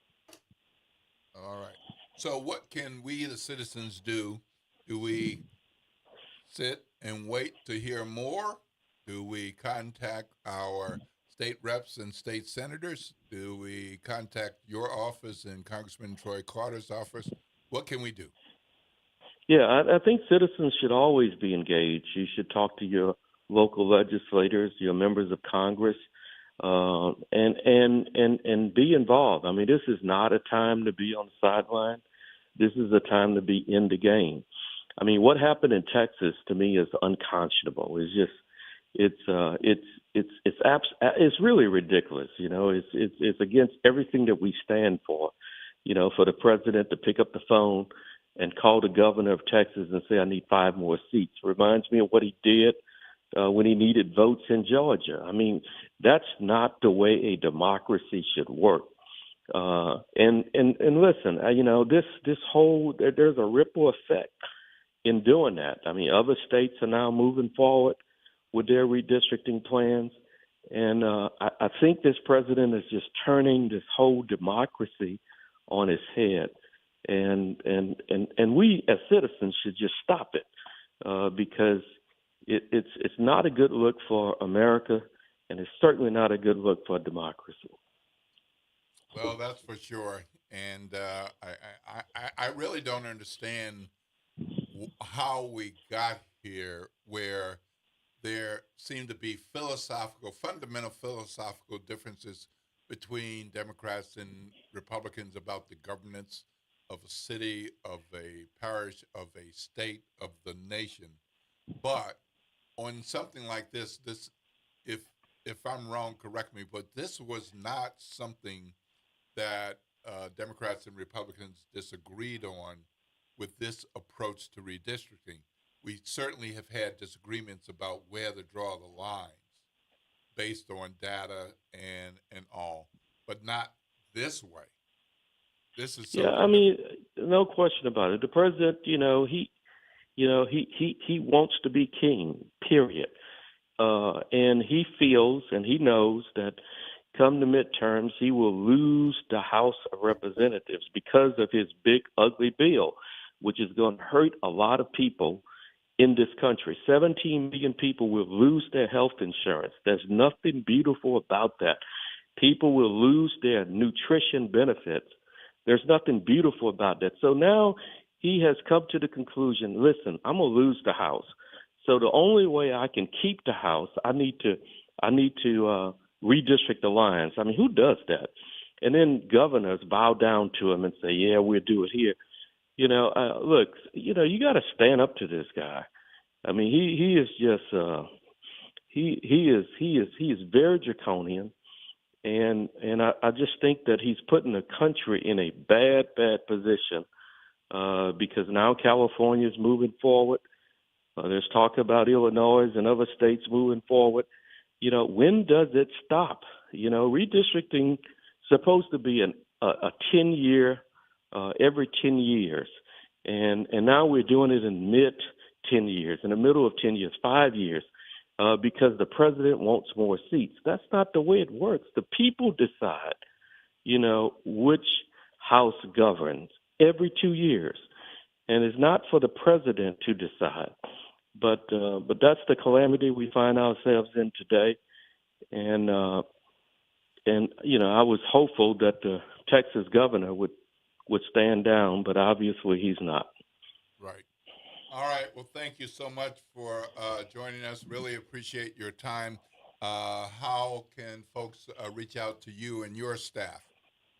Yeah, you can my website, www.cleofields.com. You can always engage with us in that way. And but I want the public to understand this is not a time to be on the sideline. It's not a time to be asleep. We have to be involved. The folk in the 6th district, they know. We send them newsletters. We send them text messages on an often basis. We have to be engaged in this fight. But thank you so much, Will. All right. Thanks, Congressman. Thank you, Congressman. Have a great day, right. a fabulous weekend. Get a little rest in and get back to it. We'll do my best. Thanks, guys. All right. Thank you so much. All right, good folks. We just heard from Congressman Cleo Fields, our 6th district congressional representative, talking about a number of things dealing with redistricting, looking at what's going on in Texas. We talked about what's happening in California, and he just talked with us about what's happening in the state of Louisiana and the U.S. Supreme Court. So, Eddie, it sounds like we don't have a vote. We don't have a meeting to go to at the moment, but with that we need to continue to be engaged with our congressional representatives, Cleo Fields and Troy Carter, that we need to stay engaged with our state reps and our state senators because of what might happen in the state legislature, and that we need to continue to educate ourselves about what's happening with redistricting of state house seats and with that congressional seat. Yeah, one of the things, as citizens, we have to always be proactive as it relates to getting information on things like this happen because, our system is predicated upon, certain protocols. Things like this can't be capricious, arbitrary, or gregarious. It has to be a rhyme or reason that is in context with our democratic system, our democratic way of life. And when we do not monitor these type of things, sometimes things will get out of hand. Then the point we're not in more of a proactive approach, but more of a reactive approach. So we definitely have to keep this monitored. Yep. Well, that was a good conversation to have, and we've had a good show. We've had a good show. Yeah. I particularly enjoyed that Tuskegee Airmen segment. We got more time with them than I had anticipated, and that's a wonderful thing. We had the opportunity to hear from Leon Butler, a native New Orleanian who lives in San Antonio, and Mary Ann, who is the president of the Tuskegee Airmen, Inc., and Mary Ann Drummond, the daughter of a daughter, original Tuskegee Airman. And we just heard from Congressman Cleo Fields talking about redistricting. And we talked about a number of things happening in the news. And, of course, always, always, always keep this on your mind every single day. Be sure you are registered to vote. Get somebody else registered to vote. Get educated about voting. There are a number of candidate forums. There's one tonight, 6 p.m. at SUNO with the Orleans Democratic Executive Committee. And they're doing another tomorrow morning at 9. There's one 10 to noon with about Armstrong Park with the mayoral candidates, and there are others scheduled as well, including next week. So make sure that you are staying tuned to what's going on with political campaign season. Make sure you are paying attention to what's happening in the news, and we're going to do our best to keep you updated and informed. I thank you for listening on AM radio. I thank you for listening on the internet, and I thank you for those who've been on Facebook. Chief? Yeah, one thing I want to thank WBOK for giving this opportunity this week, and I want to congratulate Tyrann Matthews for being honored by the city. That's a purple night through and through, but he was a great NFL player. But as great as he is an NFL player, great as he was as an athlete, he's even a greater person. I mean, he's reaching out to young people. He's doing outstanding things. You know, everybody think I coached Tyrann. I got to St. Aug in Tyrann's senior year. The season was over. I was brought there to coach Leonard Fournette, but I got real close to Tyrann. And that's one of the things that I really regret in life, that I didn't actually coach Tyrann. A lot of people think I've coached him, but I take credit for the ones I trained. I didn't train Tyrann, unfortunately. Yep. Yeah, and he got his props yesterday, and that Yes, was he really did. nice to see. And he's a homeboy, done really well. And like you said, it's not just on the field. It's off the field. It's off the field. I mean, he's done so much, and really happy for him and proud of him. So I want to say thank you to some of the folks who've been on Facebook this morning: Toria and Deborah, Karen, Jacqueline, Edward, Anita, Samira. Thank you. I know there are others, but I'm running out of time. Up next is going to be Kimber and Graylin with The Front Porch. So stay tuned to WBOK 1230 AM. This is WBOK 1230 AM, the station that New Orleans is talking about all day long.